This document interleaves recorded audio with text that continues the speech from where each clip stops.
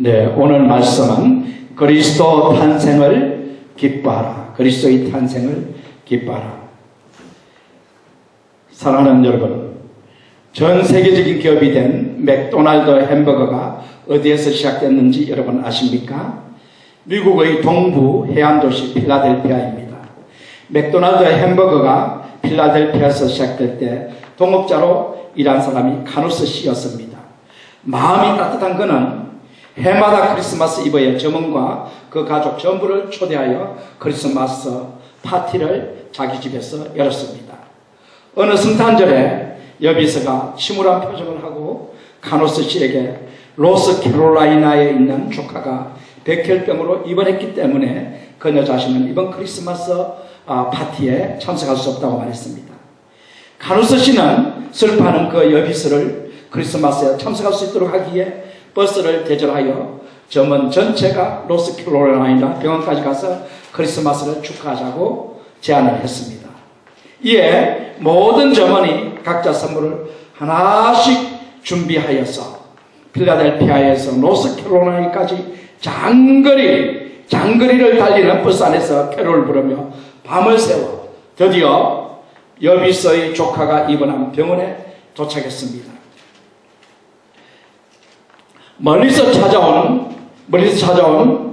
이 고마운 사람들을 맞이한 소녀는 병석에 있었지만 너무나 기뻐 가슴이 터질 것 같았습니다. 카누스 씨의 크리스마스는 기쁨과 사랑을 전달하는 천사였습니다. 사랑하는 여러분, 여러분들도 올 크리스마스에 기쁨을 전달하는 사랑의 천사들이 되시기를 주님으로 축원합니다. 저는 오늘 누가복음 2장 8절에서 20절까지의 말씀을 통해서 예수님의 탄생이 왜 우리에게 큰 기쁨인지 5가지 이유를 말씀드리려고 합니다. 5가지 이유를 말씀드리겠습니다. 첫째 이유가 무엇일까요? 첫째는 예수님은 구약 성경 예언을 성취하고 태어나신 그리스도이시기 때문에 우리가 기쁩니다.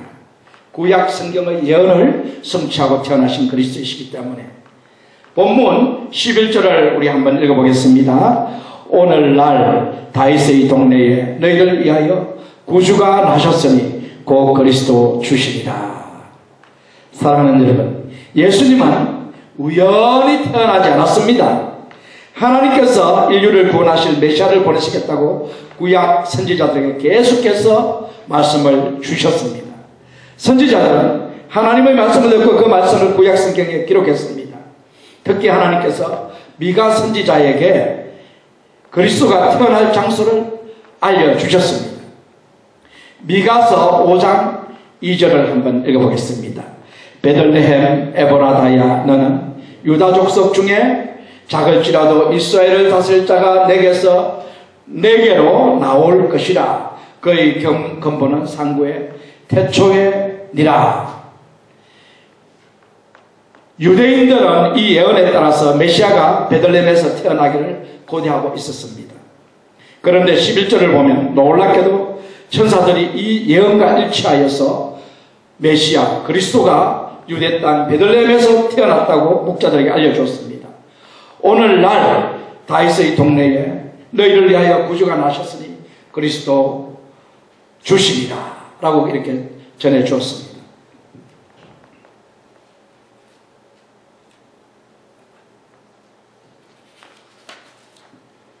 복음서를 읽어보면 많은 유대인들이 예수님을 그리스도로 믿지 않았습니다. 왜 예수님을 그리스도 믿지 않았을까요? 그들은 구약 성경에 의해서 그리스도가 분명히 베들레헴에서 태어날 것으로 믿었습니다. 그런데 예수님의 법적 아버지인 요셉이 갈릴리 나사렛에서 살았고 예수님께서도 아기 때부터 공생애를 시작할 때까지 나사렛에서 살았기 때문에 유대인들은 예수님을 나사렛 출신으로 오해하여 그리스도를 믿지 않았습니다. 그러나 하나님의 섭리로 그 당시 로마 황제 아우구스투스가 호정령을 내려가지고 예수님을 잉태한 마리아가 호적하기 위해 베들레헴에 올라가 그곳에서 예수님을 낳게 하셨습니다.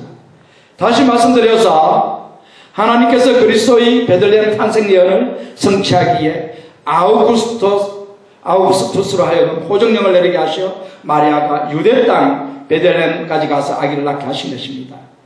예수님은 우연히 태어나신 것이 아니라 하나님의 계획과 섭리로 태어나셨습니다. 사랑하는 여러분, 예수님의 탄생이 왜 기쁩니까? 만약에 예수님이 우리들처럼 그냥 하나님의 계획과 약속에 따라 태어난 것이 아니라 우연히 태어났다라고 생각한다면, 특히 그래서 나사렛에서 태어났다면 그리스도가 될 수 없으므로 그의 탄생은 우리에게 기쁜 소식이 아닐 것입니다. 그러나 예수님은 구약에 기록된 메시아의 예언을 이루시고 하나님의 계획대로 베들레헴에서 태어나셨으므로 예수님의 탄생이 우리에게 매우 기쁜 일이 아닐 수 없습니다. 사랑하는 여러분, 예수님이 기쁜 이유는 구약의 예언을 성취하고 하나님의 계획과 섭리를 다 따라서 태어나신 메시아시기 때문에 기쁘다라는 말씀드렸습니다. 이제 두 번째로 예수님의 탄생이 왜 기쁠까요? 두 번째는 예수님은 온 세상을 위해서 태어나신 구주이시기 때문에. 누구를 위해서 태어나셨다고요? 온 세상, 또 홀 월드를 위해서, 온 세상을 위해서 태어나신 구주이시기 때문에 기쁩니다. 본문 10절을 읽어보겠습니다. 천사가 이르되 무서워 말라, 보라 내가 온 백성에게 미칠 큰 기쁨의 좋은 소식을 내게 전하노라. 천사가 나타나가 묵종들에게 전한 소식이 이겁니다. 온 백성에게 미칠 큰 기쁨의 좋은 소식을 내게 전하노라. 온 백성에게 미칠 기쁨의 좋은 소식입니다. 목자들이 한밤중에 환한 빛이 그들에게 둘러 비치므로 무수하고 있을 때 천사가 나타나 그들을 안심시키고 온 백성에게 미칠 큰 기쁨의 좋은 소식을 전했습니다. 사랑하는 여러분, 온 백성에게 미칠 큰 기쁨의 좋은 소식은 과연 무엇일까요? 유대인들은 자신들만 구원할 그리스도, 즉 유대인들만을 위한 그리스도를 기다리고 있었습니다. 만약에 그리스도가 유대인들만을 위한 그리스도로 이 세상에 오셨다면 유대인이 아닌 저와 여러분에게는 그리스도의 탄생은 아무런 기쁨이 될 수가 없을 것입니다. 그러나 천사가 목자들에게 온 세상을 위해 구주가 태어났다고 전했습니다. 천사는 예수님이 유대인뿐만이 아니라 온 세상 사람들을 위한 구주로 이 세상에 오신 그리스도이심을 전한 것입니다. 사랑하는 여러분, 예수님이 우리를 구원하기 위해 오신 그리스도이시기 때문에 그의 탄생은 우리에게 매우 기쁜 일입니다. 본문 10절 가입하여 성경은 예수님이 온 세상의 구주이심을 증거합니다. 로마서 1장 16절에 보면 내가 복음을 부끄러워하지 아니하노니 이 복음은 모든 믿는 자에게 구원을 주시는 하나님의 능력이 됩니다. 전체는 유대인에게요 또한 헬라인에게로다. 유대인만을 위한 복음이 아니라 누구를 위해서? 헬라인은 이방인들입니다. 유대인을 제한 모든 사람들을 통칭하여서 헬라인이라고 그러죠. 그래서 우리들을 위한 복음이 바로 예수님이 이 땅에 오셔서 전하신 복음입니다. 1장 12절에 보면은, 요한복음 1장 12절에 보면 영접하는 자 곧 그 이름을 믿는 자들에게는 하나님의 자녀가 되는 것을 주었으니 누구든지 영접하기만 하면, 누구를? 예수님을 영접하기만 하면, 그 이름을 믿기만 하면, 예수님의 이름을 믿기만 하면 하나님의 자녀가 되는 건세, 하나님의 자녀가 된다는 말씀입니다. 또한 이사야 42장 6절에 보면 나 여호와가 의로 너를 불렀음자 내가 내 손을 잡아 너를 보호하며 너를 세워 백성의 언약과 이방의 빛이 되게 하리니, 백성의 언약, 새 언약의 백성이 되게 해주신 분이 누구십니까? 예수 그리스도. 예수님이 잡히시기 전날 밤에 제자들에게 성만찬을 시행하면서 이 떡을 주시면서 이것은 내가 너희를 위해서 희생하는 나의 몸이니라. 또 그 다음에 예수님께서 포도주잔을 건네면서 이 잔은 너희를 위한 나의 피로 새 언약의 피다, 이렇게 말씀하셨습니다. 그래서 하나님의 백성이 되도록, 하나님의 자녀들이 되도록 하는 새 언약의 이 피, 이것이 바로 예수 그리스도의 피이며, 예수님께서 이미 이사야 선지자를 통해서 예언하신 하나님의 말씀을 성취하고 새 언약의 백성이 우리가 되도록 하기 위해서 이 땅에 오신 분이 예수님이시며, 또 이방의 빛입니다. 이방의 빛이며 우리에게 생명을 주시는 분이 누구시냐면 예수님이십니다. 모든 사람들에게 생명을 주시기 위해서 이 땅에 오신 분이 예수님이심을 미리 이사야 선지자를 통해서 42장 6절에서 말씀을 선포하셨는데, 하나님께서는 이 예언대로 이 땅에 예수님을 탄생하게 하셨기 때문에 이 예수님의 탄생이 우리에게는 매우 큰 기쁨이 아닐 수 없다는 것을 여러분 기억하시기 바랍니다. 태양이 모든 사람들에게 빛을 비치듯이 예수님은 온 세상을 비추는 빛으로 오신 그리스도이십니다. 누구든지 예수님을 믿기만 하면 제사함을 주시고 영생을 주시는 분이 예수님이십니다. 아들이 있는 자에게는 생명이 있고 아들이 없는 자에게는 생명이 없느니라 요한 사도가 선포했습니다. 예수님을 믿는 사람은 누구든지 하나님의 자녀, 새로운 피조물이 되며 장차 지옥에 던지지 않고 천국에 들어갈 것입니다. 사랑하는 여러분, 누구든지 믿기만 하면 제 사망 지옥의 근세로부터 구원해 주시는 구주의 탄생 소식이야말로 기쁜 소식이 아닐 수 없을 것입니다. 자, 세 번째 이유는 무엇일까요? 예수님이 비천한 사람들을 위해 태어나신 구세주이시기 때문입니다. 비천한 죄인들을 위해서 태어나신 구세주이시기 때문에. 누가복음 2장 12절을 읽어보겠습니다. 너희가 가서 강보에 쌓여 구유에 누인 아기를 보리니 이것이 너희에게 표적이니라 하더니, 천사가 강보, 포대기죠. 클로저스죠. 포대기에 쌓여 구유에 누인 아기가 표적이라고 말했습니다. 왜 포대기에 누여 구유에 누인 아기가 예수님이 그리스도인 표적일까요? 이사야 53장 예언에 의하면 그리스도는 가장 가련하고 비천하게 태어나 인류의 모든 죄를 다 담당하고 가장 비참하고 혹독하게 죽임당하기로 되어 있습니다. 그런데 어떤 아기라도 누일 데가 없어 말구유에 누인 아기보다 더 낮고 천하게 태어날 수는 없을 것입니다. 그러므로 포대기에 쌓여 구유에 누인 아기는 이사야 53장에 기록된 낮고 천하게 태어날 아기에 대한 예언의 성취이며, 이 아기는 예수님이 비참한 처지에 있는 온 인류 죄의 심판으로 말미암아 지옥 영권을 받을 수밖에 없는 온 인류를 구원하기 위해 태어난 구주이심을 나타내는 표적입니다. 사랑하는 여러분, 크리스마스의 진정한 의미가 무엇인 줄 아십니까? 크리스마스의 진정한 의미가 여러분 무엇이라고 생각하십니까? 크리스마스 그러면 예수님을 믿든 안 믿든 모든 사람이 기뻐하며 가족끼리 모여서 참 놀라운 이런 시간들을 보내지 않습니까? 그런데 크리스마스의 진정한 의미는 무엇입니까?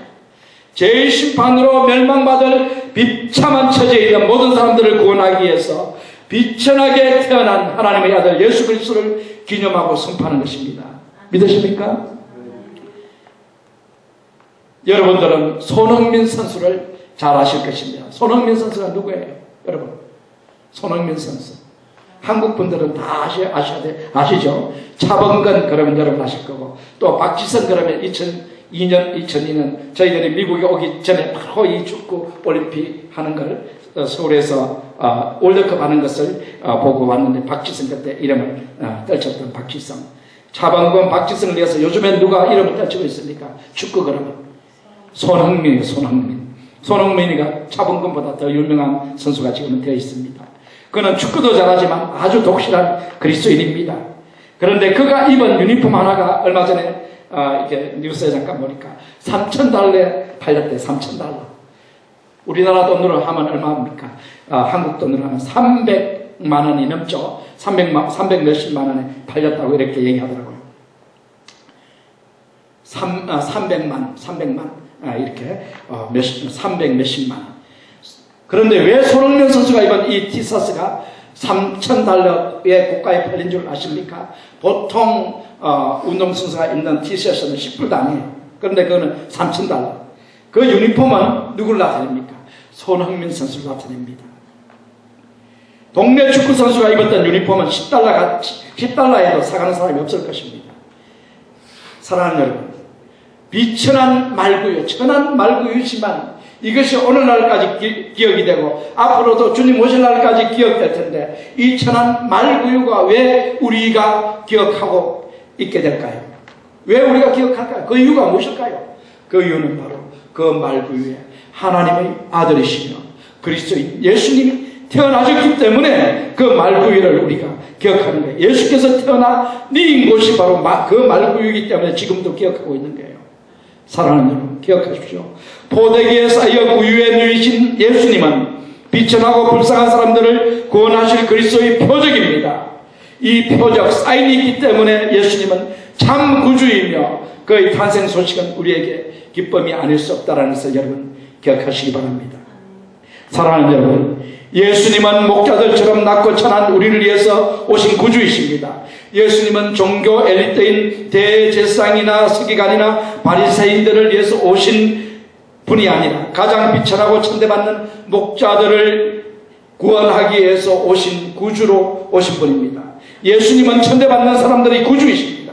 예수님은 성령의 권능으로 우리를 죄에서 건지시고 병에서 건지시고 환난에서 건지시고 가난에서 건지시고 저주에서 건지시고 죽음에서 건지시기에 오신 구주이십니다.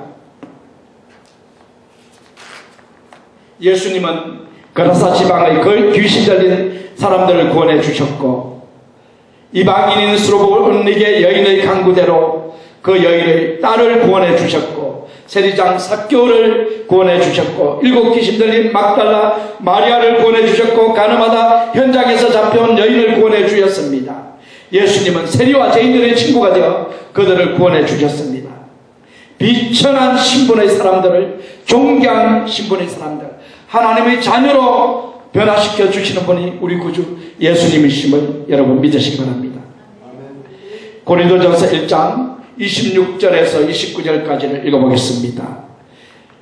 형제들아 너희를 부르심을 보라. 육체를 따라 지혜로운 자가 많지 아니하며 능한 자가 많지 아니하며 문벌 좋은 자가 많지 아니하도다.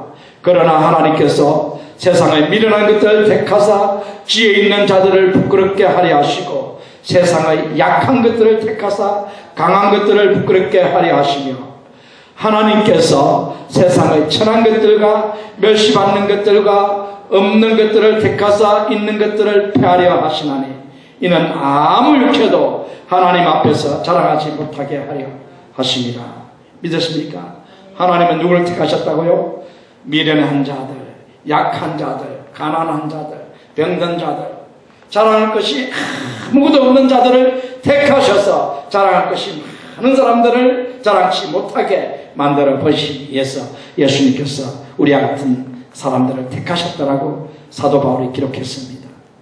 사랑하는 여러분, 주님은 비천한 우리의 반석이시요 요새시요 피할 바이시요 방패시요 구원의 뿌리시요 우리의 산성이십니다. 주님께서는 친히 가난하게 되셔서 우리를 부유하게 만드셨습니다. 가장 비천한 사람들이 누굴까요? 누가 가장 비천한 사람일까요? 약하고 천한 험불한 그런 처지에 있는 사람들일까요? 자색옷을 입고 쾌락을 즐기며 살다가 죽어 엄부에서 물 한 방울도 먹을 수 없는 처지에 있는 부자처럼 지옥에 던져질 사람들이 가장 비천하고 가련하고 불쌍한 사람들입니다. 주님은 말씀하십니다. 9장 13절에서 뭐라고 말씀하시냐면 너희는 가서 내가 긍휼을 원하고 제사를 원하지 아니하노라 하실 뜻이 무엇인지 배우라. 나는 의인을 부르러 온 것이 아니요 죄인을 부르러 왔노라 하십니다. 예수님은 죄 때문에 멸망당할 사람들, 저 비천한 사람들을 구원하기 위해 태어나신 구주시기 때문에 우리는 기쁩니다. 믿으십니까? 비천한 죄악 가운데서 영원히 멸망받아 고통당할 수밖에 없는, 지옥의 고통을 당할 수밖에 없는 우리를 구원하기 위해서 오신 구주시기 때문에 우리는 기쁘지 않을 수가 없습니다. 사랑하는 여러분, 네 번째 이유, 예수님이 탄생하신 것이 왜 기쁠까요? 예수님은 하나님께 영광을 돌리기 위해 태어나신 구주시기 때문에. 누구에게 영광을 돌리신다고요? 하나님께 영광을 돌리시기 위해서 태어나신 구주시기 때문에 예수님의 탄생이 우리에게 기쁘다라는 것입니다. 13절 14절 상반부로 보면 홀련히 허다한 천군이 그 천사와 함께 있어 하나님을 찬송하여 가로되 지극히 높은 곳에서는 하나님께 영광이요. 사랑하는 여러분, 홀련히 허다한 천사, 많은 천군이라 하죠. 천군 그러면 이게 일군 같으면 만 명의 천사죠. 천사 만 명. 이와 함께 대표 천사가 지금 이 목자들에게 뭐라 합니까? 하나님을 찬송합니다. 같이 찬송합니다. 목자들에게 찬송하는 모습을 보여주는데, 지극히 높은 곳에는 하나님께 영광이요. 이 찬송의 내용이 바로 지극히 높은 곳에서는 하나님께 영광을 돌리는 찬송입니다. 우리의 삶의 목적이, 우리의 인생의 목적이 하나님께 영광인데, 천사들이 하나님께 영광을 돌리는 모습입니다. 자, 그래서 예수님의 탄생은 하나님께 영광을 돌리는 것입니다. 하나님께 영광이 되는데 세 가지 이유가 있습니다. 왜 예수님의 탄생이 하나님께 영광일까요? 첫 번째는 계시자로서 하나님의 영광을 나타내신 분이 예수님이십니다. 계시의 주. 누구를 계시합니까? 누구를 리빌링하고 계십니까? 바로 하나님을 계시하는, 하나님을 리빌링 하시는 분이 누구라고요? 예수님이셔요. 예수님은 육신을 입고 오신 하나님이십니다. 예수님은 성육신하여 하나님의 모습을 우리들에게 보이심으로써 하나님의 영광을 나타내셨습니다. 그래서 요한복음 1장 18절에 보면 본래 하나님을 본 사람이 없어되 하나님의 품속에 있는 독생하신 하나님이 나타내셨느니라. 우리는 하나님을 보지 못했지만 2000년 전에 오신 예수 그리스도께서 독생하신 하나님으로서 우리에게 하나님의 영광을 나타내셨다라고 요한이 기록했습니다. 예수님은 하나님의 말씀이며, 이제 하나님의 말씀이며 하나님의 뜻을 보여주는 그리스도십니다. 그래서 이제 두 번째, 예수님은 바로 어떻게 하나님의 영광을 나타내냐면 구원주, 세이빙 로드로서 하나님의 영광을 나타냈어요. 우리를 구원하는 주로서. 예수님은 십자가에서 대속 죽음을 당하시고 부활하여 모든 믿는 자들에게 영생을 주시고 마지막 날에 다시 살리심으로써 하나님께 영광을 돌리실 것입니다. 예수님은 천하보다 더 귀중한 한 생명을 구원하여 하나님께 영광을 돌리십니다. 세 번째로 예수님은 심판주로서 하나님의 영광을 나타내십니다. 예수님은 사람의 아들로, 하나님이신 예수님이 사람의 아들로 태어났기 때문에 성부 하나님께서 아들에게 모든 심판의 권세를 주셨습니다. 예수님은 세상의 심판주로 오시어 하나님의 영광을 장차 드러내실 것입니다. 요한복음 5장 27절 29절을 한번 읽어보겠습니다. 또 인자됨을 인하여 심판하는 권세를 주셨느니라. 이를 기이 여기지 말라. 무덤 속에 있는 자가 다 그의 음성을 들을 때가 오나니 선한 일을 행한 자는 생명의 부활로, 악한 일을 행한 자는 심판의 부활로 나오리라. 믿으십니까? 예수님이 이 땅에 오신 이유 중에 중요한 이유가 바로 뭐냐면, 이 모든 심판받아 멸망당할 수밖에 없는 우리를 구원하여서 심판 자리에서 심판이 없는 곳으로 옮겨서 우리를 지옥에서 천국으로 옮겨주시기 위해서 이 땅에 오셨습니다. 그러므로 예수님은 심판주로서 심판의 권세를 가지고 하나님의 권세로서 이 땅에서 하나님의 영광을 드러내실 날이 곧 오실 것을 여러분 믿으시기 바랍니다. 세상 종말은 반드시 있으며 예수님께서 종말의 심판주로 오실 것입니다. 이 세상 종말에 세상의 끝날에 불신자를 지옥에, 하나님의 자녀들 천국으로 분리하여 각각 인도하여 우리를 영광스러운 하나님 보좌를 바라보며 천국에서 영원히 살 수 있도록 해주실 분이 바로 예수 그리스도십니다. 이 세상에 심판 주신 예수님이 지금은 하나님 보좌 우편에 앉아 계시지만 세상 끝날에 이 세상에 다시 오시어 죄인을 심판하고 의인을 구원하심으로써 하나님의 영광을 나타내실 것입니다. 우리는 예수님이 하나님께 영광을 돌리기 위해 태어나신 구주시기 때문에 기쁩니다. 자, 이제 다섯 번째로 왜 예수님의 탄생이 기쁠까요? 예수님의 탄생은 사람들에게 평안을 주기 위해 태어나신 구주시기 때문에 기쁩니다. 본문 14절 하반절에 보면 땅에서는 기뻐하심을 입은 사람들 중에 평화, 땅에서는, 하늘에서는 지극히 높은 곳에는 하나님께 영광이고 땅에서는 기뻐하심을 입은 사람들, 하나님의 택함 받은 사람들, 우리들이죠. 우리들 중에서는 평화가 넘치도록 하기 위해서 하나님께서 예수님을 이 땅에 보내셨다고 선포하셨습니다. 사랑하는 여러분, 기억하십시오. 예수님의 탄생이 사람들에게 평안을 가져다 줍니다. 예수님은 평화의 왕이십니다. 화목제물 대신 예수님은 죄로 인하여 하나님과 멀어진 성도들을 하나님과 화평하게 하셨습니다. 타락하여 악한 본성을 가진 우리 스스로 거룩하신 하나님과 절대로 합평할 수 없기 때문에 하나님께서 독생자를 보내 화목제물이 되게 하시어 우리들과 합평을 이루어 주신 것입니다. 로마서 5장 10절에 보면 곧 우리가 원수 되었을 때 그 아들의 죽으심으로 말미암아 하나님으로 더불어 화목된 자로서는 더욱 그의 살아심을 인하여 구원을 얻을 것이니라. 예수 그리스도의 죽으심으로 말미암아 우리가 하나님으로 화목되게 하나님께서 만들어 주셨다라는 말씀입니다.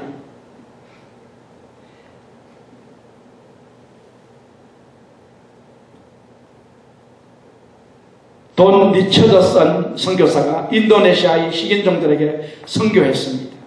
이들은 싸움을 즐기고 공격적이므로 복음을 전하기가 무척 힘들었습니다.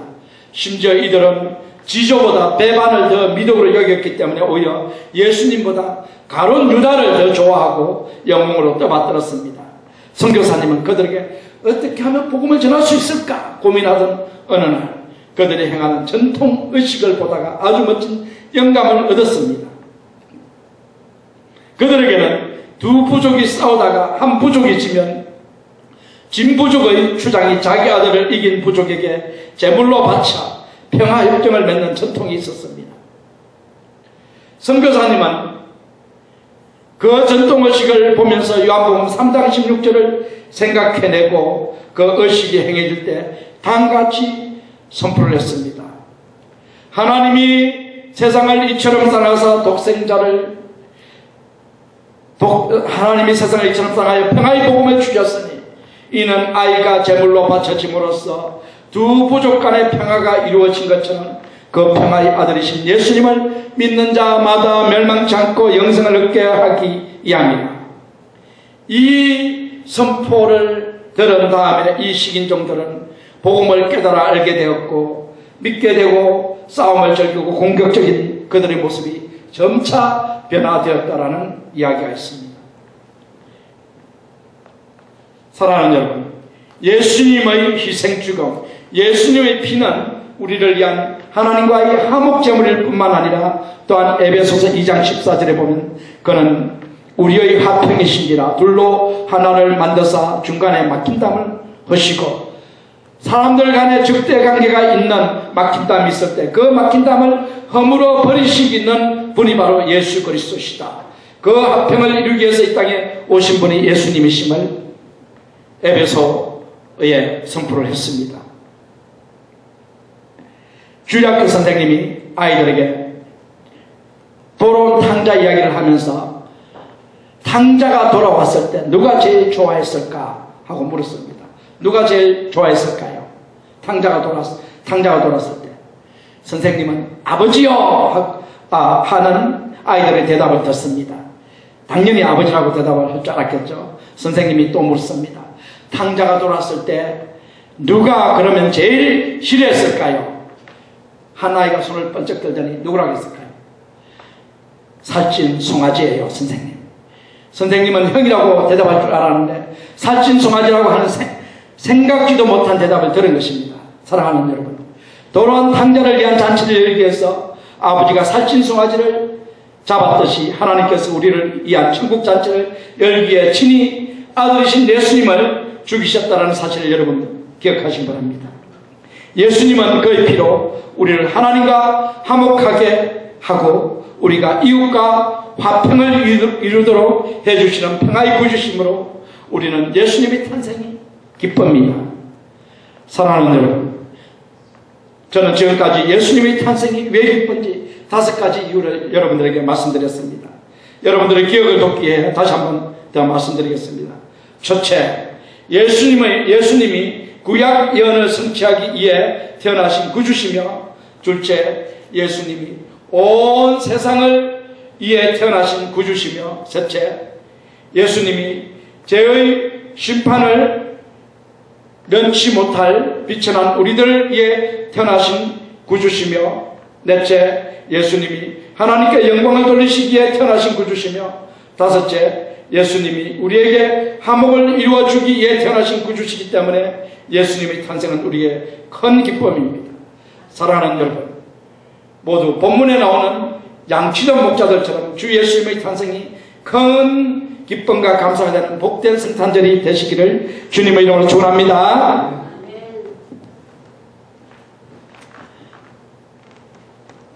네,